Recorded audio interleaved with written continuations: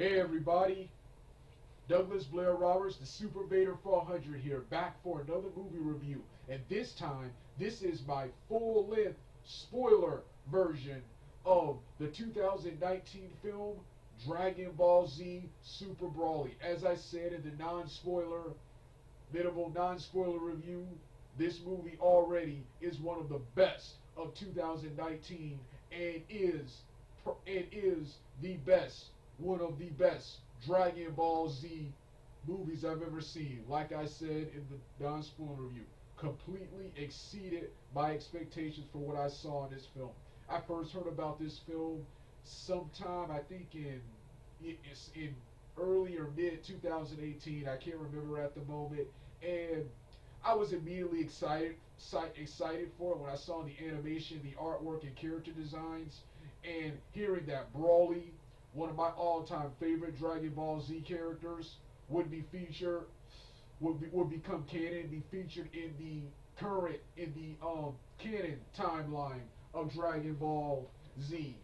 Some of that excitement turned to disappointment when I went to Dragon Ball Z Wiki and saw that several characters like Gohan, one of my all-time favorites from the series, would not be featured in the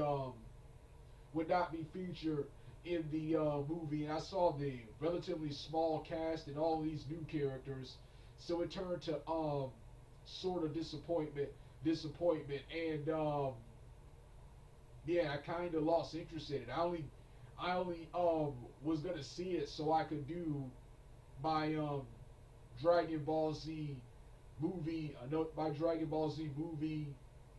my Dragon Ball Z movie review marathon. But the cartoon website I go to, watchcartoonsonline.eu, had this movie as part of their new releases and popular search titles. So I clicked on it and watched it. I tried to watch the sub version, but it had no sound. So in the future, I'll have to find a good quality sub version with the actual sound. So this is just a full-length spoiler review of the English dub of Broly. With that being said, let's get started right now. Listen up, listen up.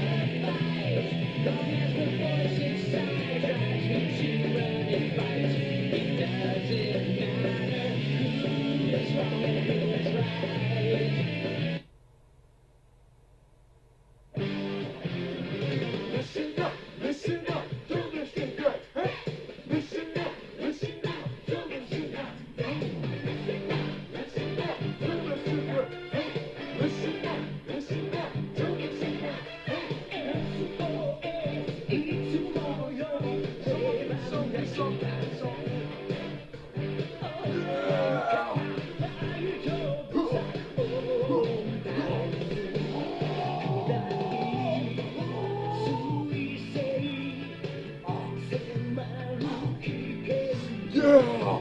Let's get this started.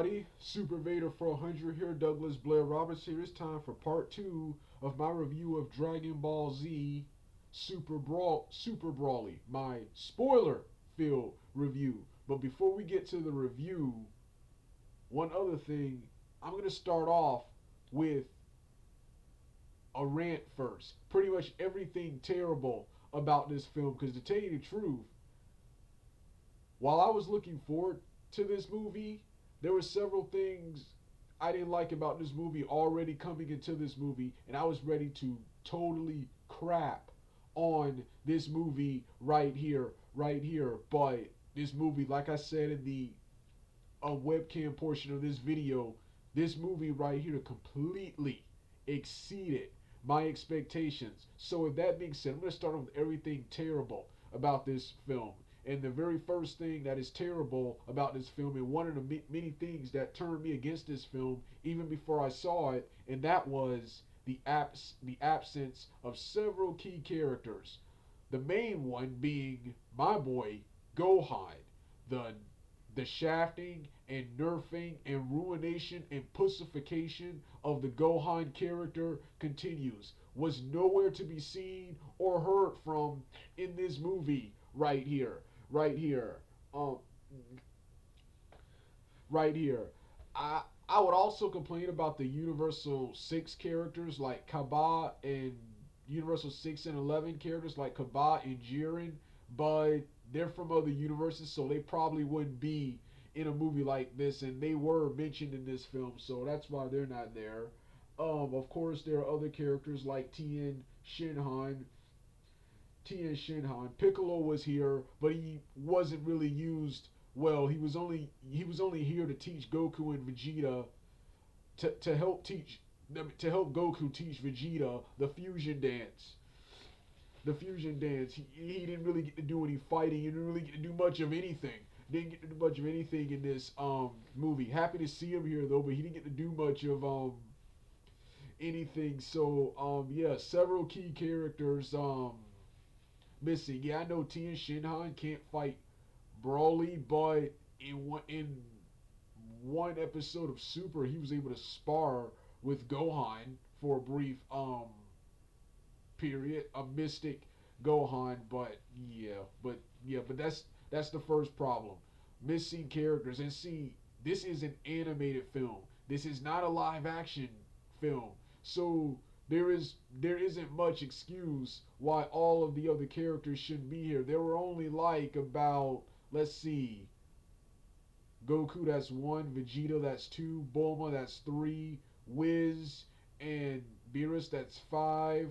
Um um the two Frieza Force members, that's seven. Frieza himself, that's eight, and of course then you have the rest of the Saiyans in a flashback, and Brawly and Paris. As you can see, that's not that big of a cast in this movie. This is, once again, this is an animated film, not a live action film. So all the characters not being here, there is no excuse for that. The second part is, this wasn't really that much of a problem for me because the film was awesome. But another glaring problem in this film was the animation. In some scenes, it was at its best during the fight scenes. But especially towards the end, in several scenes, the animation was absolutely terrible. This is supposed to be a big budget, major animation picture, and there are several scenes where this whole anime film looks like a garbage episode of Dragon Ball Super. Calling it a cartoon, it would be offensive to cartoons because cartoons look better than this movie right here. So yeah, it looks like a garbage episode of Super. Some of the scenes I'm talking about, I can't find a picture of it, but one unintentionally funny scene. It wasn't meant to be funny. Was when Brawly was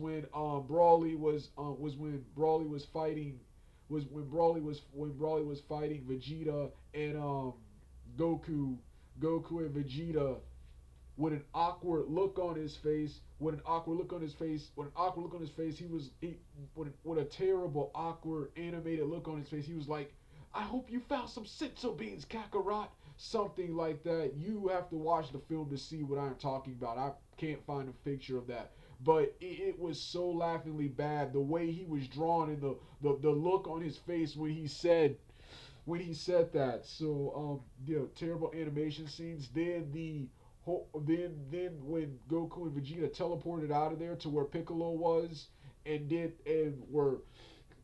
were complaining, and when Vegeta was complaining about the fusion dance, Vegeta, Goku, and Piccolo were drawn so terribly in that scene. Were drawn so terribly in that scene right there. So yes, animation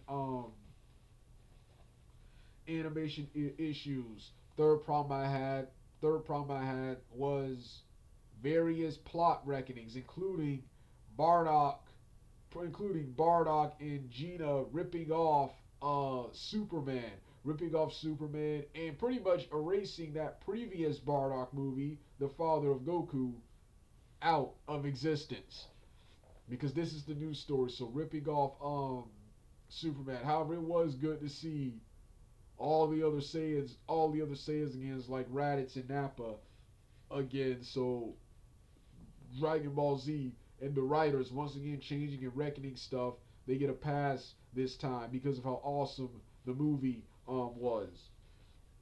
But those right there are the three biggest problems I had with Brawly movie. Are the three biggest problems with the Brawly movie, with the plot reckonings and the missing characters being the ones I care about the most. When I heard Brawly was gonna come back, I wanted just like the legendary Super Saiyan, one of my all-time favorite Dragon Ball Z films, and one of my all-time favorites in the Dragon Ball franchise. Period. Which, as I've said in many videos, as an adult, I do not like. I only like the Brawly trilogy, the animated movies, Dragon Ball Evolution, the Magic Begins, that other live action film, and of course Dragon Ball GT and the various games associated with the franchise. But as an adult, I do not like Dragon Ball. I do not like any form of Dragon Ball made by Toriyama and people, because they're just terrible and can't write a good story to save their lives, man. But finally, after almost 16 seasons of bullshit and terrible storylines, they finally made something good. And all it took was Brawly, one of the coolest characters in the Dragon Ball franchise, to become canon. To become canon. So, yeah, those are the only problems I had with the Dragon Ball Z Brawly the Super movie. Now let's get to the good stuff, man. The best thing about this film was the action. Was the action. That final hour. That final hour with Goku, Vegeta, and Gogeta fighting Brawly. Man, I have never Dragon Ball Z has never, ever, not in a long time, has been this good. The fighting and everything. This movie was so awesome. I put it up there with Aquaman 2018, the entire DCEU, the entire Marvel cinematic universe. This film is up there with the Naruto franchise, the Bleach franchise, the Bleach franchise. These are four of my top favorite. These are my top favorite franchises. I put Dragon Ball up there, Dragon Ball Z Brawly Super up there with all of them.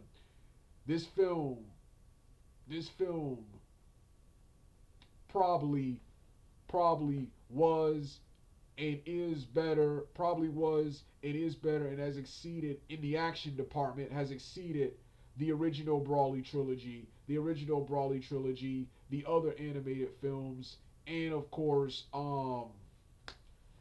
my film. And I hated saying this, but I gotta say it too. Probably is even better than, you see the picture right here, Dragon Ball Evolution, man. Dragon Ball, I put it up there, maybe even higher than that. I've never been this excited for a Dragon Ball film for a long time. I can't wait till the sequel, the follow up to this, whatever it is, whatever it is. But this right here was entertaining, and I so badly wanted to come in and shit on this film. That's why I started the first part off with a rant. So yes, the first thing was the action. The second thing was the story. The Broly character. He made this film good. If Broly was not here, this film would have sucked. The last two, which I will be ranting on again in the future, Battle of Gods, Battle of Gods, Fakatsu no F, and the entire Super franchise were absolutely terrible, with Fakatsu no F being the absolute worst piece of garbage I have ever seen. That was so bad, it completely killed Dragon Ball for me.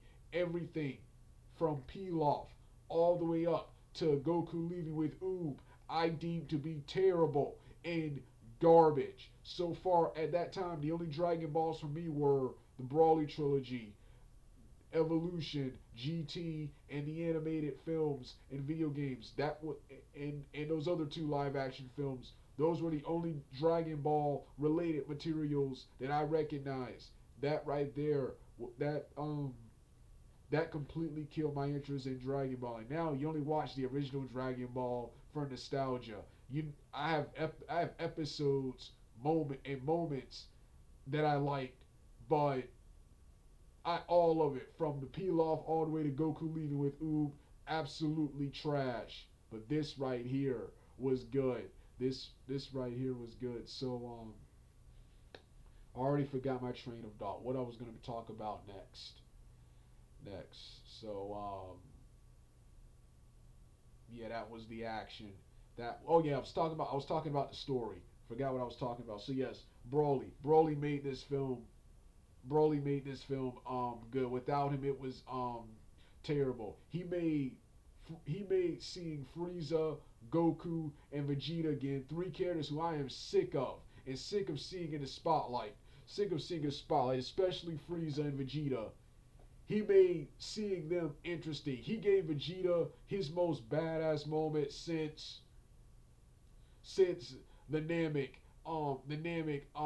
since the Namek saga, his last canon badass moment. He had lots of awesome moments in GT, but and in Broly the Legendary Super Saiyan and the animated films, but those aren't canon. This was his most badass moment in a while, fighting Broly as a Super Saiyan God. I hate Super Saiyan and Super Saiyan God in this series, but seeing Goku and Vegeta fight Broly with both of these powers, then eventually fuse into Gogeta was awesome. But let's go back to Broly for a moment. I like how while the first Broly, from the alternate original timeline, while that Broly and Paragus were more memorable, I loved what they did. I love what they did with Broly and Paragus in this film. First off, one of the things I like about Broly,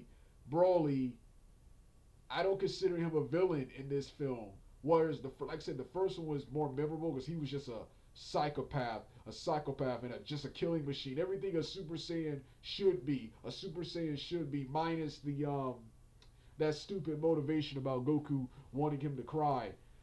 But here, they made him a much better character. I consider him an anti-hero. I don't consider him a villain. I consider the villains to be Paragus and Frieza. And I like what they did with Paragus. I like what they did with Paragus. I like what they did with Paragus. So I like what they did with Broly. Here, I was rooting for Broly. I like how he was just as much. I considered him just as much of even though he was built as the antagonist for this film. I considered him just as much as the protagonist as Goku and Vegeta, and I rooted for him over both both of them.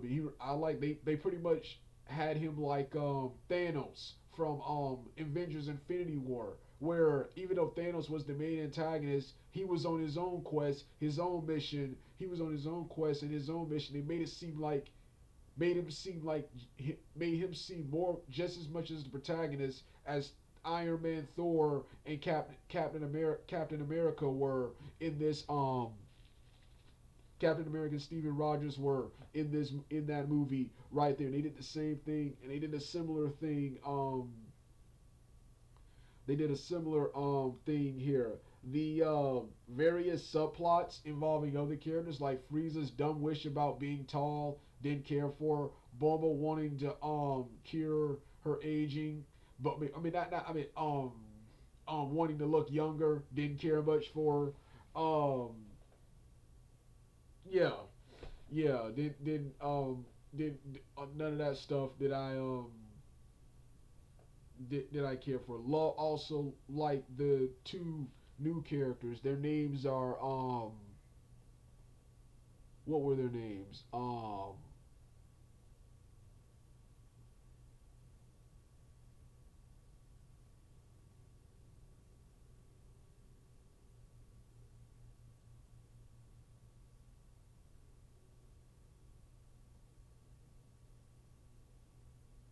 Oh yeah, Sheila, the female, and um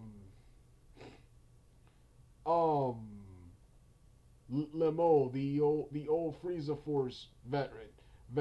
I like these two characters. They're not my favorites, but they gave the character Brawly much more depth, and I like how they after all that destruction, I love the way they ended this film. I didn't see this coming. After all of that destruction, right before Gogeta was about to finish Brawly off with that giant super Kamehameha wave, super Kamehameha wave, Chila forced the forced the Frieza soldier to summon the dragon, and wish Brawly back to his home planet of Vampa, which is where he was sent to as an infant, which is where he was sent to as an infant, as a child, and that's where Paragus followed and raised him there as a warrior after getting stranded on that planet. You send him back to his planet. What I figured that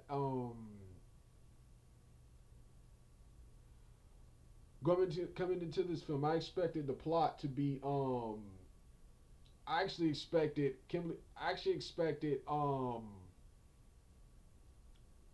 Broly and Paragus to be the main antagonists of the film, and Frieza to want to start off as the main antagonist of the film. First, try to use Broly against the Saiyans. Try to use Broly against the Saiyans, but he becomes way too uncontrollable, and Frieza then would have had to decide to band together with Goku, Vegeta, and Piccolo, who I expected to fight and do something in this film, because will band together and they would go out in an all-out free-for-all against Brawly, against Brawly, and they would kill both Brawly and Paragus. They didn't do that. They did, like I said, they did something completely different. Frieza and Paragus were the antagonists, and Brawly was a protagonist in this movie, even though he was built as such in the media as an antagonist. But yeah, well, I've talked longer than I wanted to. Don't have much to say other than how awesome this film was. Well, I'm gonna get out of here right now and get to my next review.